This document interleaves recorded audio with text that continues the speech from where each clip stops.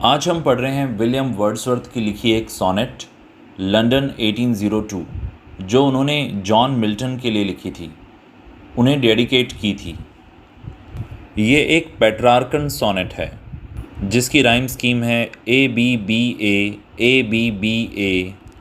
CDD ECE और इसे लिखा गया है आयम्बिक पेंटामीटर में। 1802 में इसे लिखा गया और ये एक ट्रिब्यूट है जॉन मिल्टन के लिए।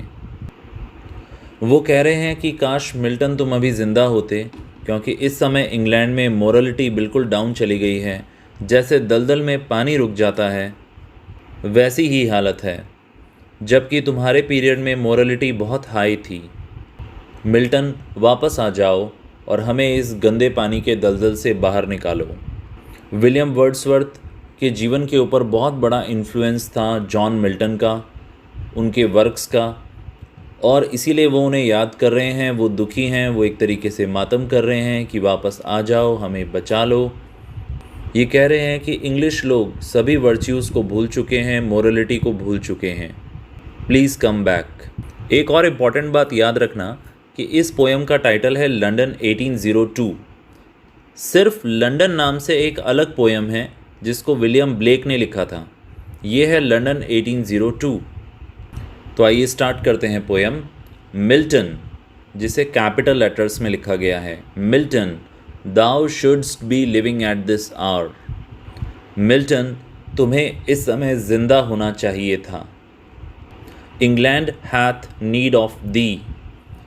इंग्लैंड को तुम्हारी आवश्यकता है, तुम्हारी नीड है। She is a fen of stagnant waters. She यहाँ पे इंग्लैंड के लिए आया है। फैन का मतलब होता है दलदल, स्टैगनेंट वाटर्स का मतलब होता है रुका हुआ पानी। वैसे वाटर का मतलब पानी और वाटर्स का मतलब होता है वाटर बॉडीज़। तो वो कह रहा है इंग्लैंड अब एक दलदल बन गया है रुके हुए पानी का। एल्टार, sword and pen.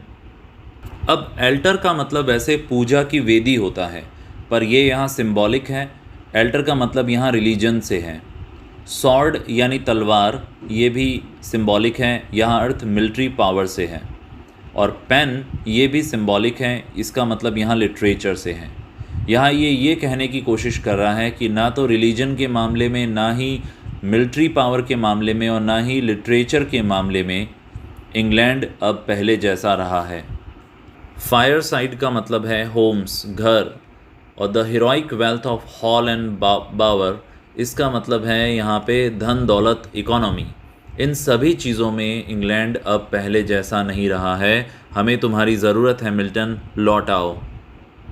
Have forfeited their ancient English dower of inward happiness. कि खो दिया है इंग्लैंड के लोगों ने जो पुरानी अंदरूनी खुशी थी, जो उनको पुरातन अंग्रेज़ होने की, अब वो खो चुकी है।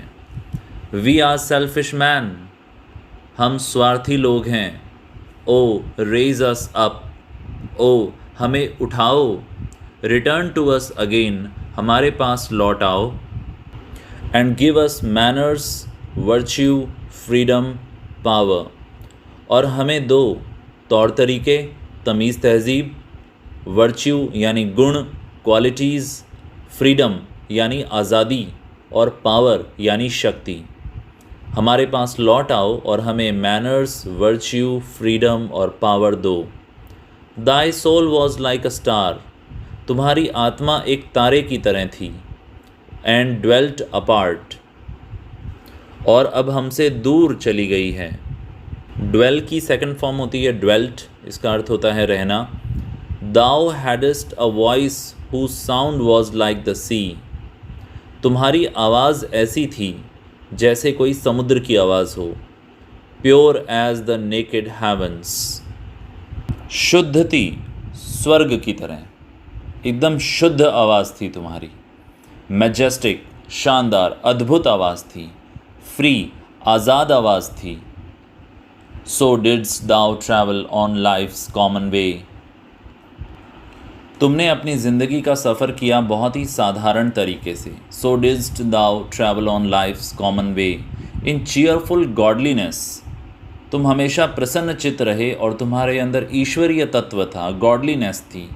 And yet thy heart the lowliest duties on herself did lay. और तुम्हारा जो दिल था वो साधारण से साधारण, निम्न से निम्न कर्म करने में भी अपने आप को लगा देता था। तो ये क्लोजिंग लाइंस यहाँ पे उसकी पोलाइटनेस, उसकी हम्बलनेस जैसे वर्च्यूज़ को बता रही है। आई होप आपको ये पोएम अच्छे से समझ में आ गई होगी। हमारे चैनल पे भंडार है बहुत सारी पोएम्स और नॉवेल्स का। आप प्लेलिस्ट में जाएं और सब कुछ ढूंढें। जो पोएम्स और नॉवेल्स आप चाहते हैं कि मैं अब आने वाले दिनों में बनाऊं, जल्द से जल्द बनाऊं, मुझे कमेंट बॉक्स में बताइए। साथ ही अगर नए हो तो सब्सक्राइब करो। जो भी तुम लोग चाहते हो कि अगले वीडियोस बनाए जाएं वो मुझे कमेंट बॉक्स में बताओ, मैं बनाऊंगा, उन्हें ज़रूर बनाऊंगा। अपना फीडबैक मुझे कमेंट बॉक्स में ज़रूर दो। जल्दी फिर मिलेंगे एक और वीडियो के साथ। इस वीडियो को व्हाट्सएप पे अपने फ्रेंड्स से शेयर ज़रूर करें।